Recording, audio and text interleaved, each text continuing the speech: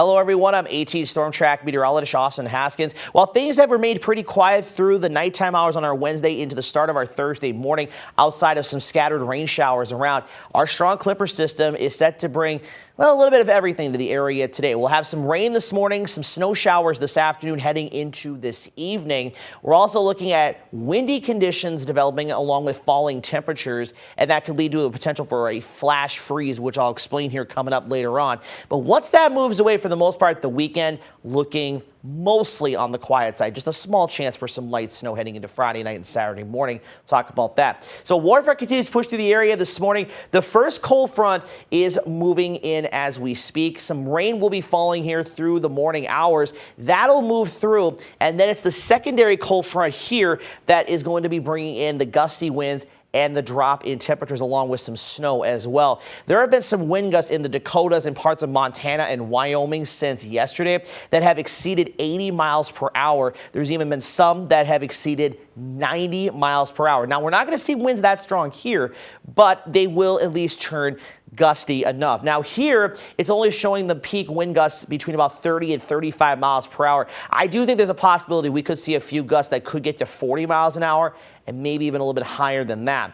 But we will actually see things kind of calm down a little bit as we head into Friday morning, still though a bit on the breezy side at times. So here's future track. We'll have the rain around through the morning hours as temperatures are going to remain in the mid 30s to a few low 40s. Now, we should get a break during the lunchtime hour between the first cold front passing through and the second one approaching from the west. This one does show, if we don't see a lull in the precipitation, some wintry mix, even some snow as the temperatures start to drop. And then we'll have scattered snow showers around in the afternoon hours continuing through this evening.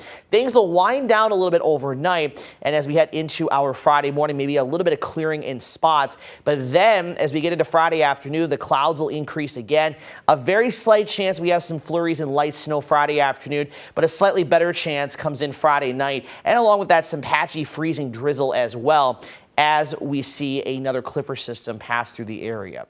Again, both of these systems really don't look to bring much snow to the area. In fact, looking at the snowfall forecast, still keeping it in that trace to half-inch range for most areas, but there could be a few higher end amounts that get up to about an inch or so, but not really expecting anything really more than that. So again, not a lot of snow, but with the gusty winds, that is definitely going to lead to a, at times anyways, reduced visibility, and that is part of the reason why we have a winter weather advisory in place for the counties here in purple, because of the light snow potential and, of course, the gusty winds, but also because of the potential for a flash freeze. We've been talking about this last couple of days, and this is because of those temperatures dropping at a pretty steadily rate in the afternoon hours, and any wet surfaces, especially anything that's elevated, could turn icy very quickly.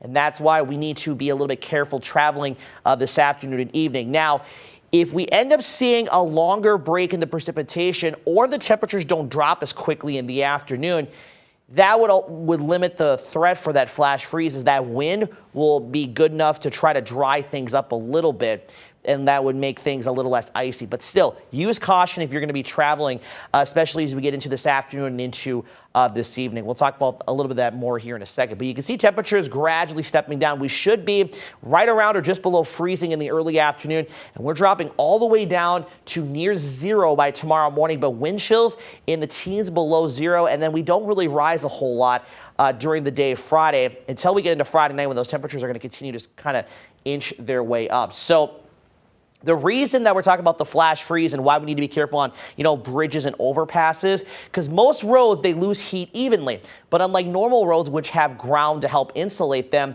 bridges and overpasses, they don't actually, as the cold air can go above and below the bridge. So while the main roads here could still be, 34, 35 degrees, with that colder air, with the colder air going above and below, that is where the bridges and overpasses, they can lose the heat a little bit more quickly. So you may look at it and things are fine, but then you go over a bridge or an overpass and the road surface temperatures could be below freezing, and that's where things turn icy. But also, we just have to be careful on the main roads too with that flash freeze threat, because anything that is wet will turn into a sheet of ice and it will turn very slippery. So just give yourself some extra time if you're going to be traveling this afternoon and into tonight. Now, our high tomorrow is going to be at midnight tomorrow night, around 20 degrees. The low of 15, that'll be early in the evening as we'll go up throughout the night. 28 on Saturday, breezy again, slight chance of that light snow and freezing drizzle in the morning. Just 16 degrees on Sunday. That also will be at midnight Sunday night. The temperature of 9, that'll be early Sunday evening. We'll be going up throughout the night, up to 35 degrees on Monday. Slight chance of some light snow and a wintry mix, and we'll stay in the mid-30s Tuesday into Wednesday of next week. And as of right now, the way things look for next week with Christmas Eve on Wednesday, Christmas Day on Thursday next week, other than that small slight chance Monday and possibly again Christmas Day, there's going to be looking to be no major systems impacting the upper Midwest. So travel for the most part should be in good shape.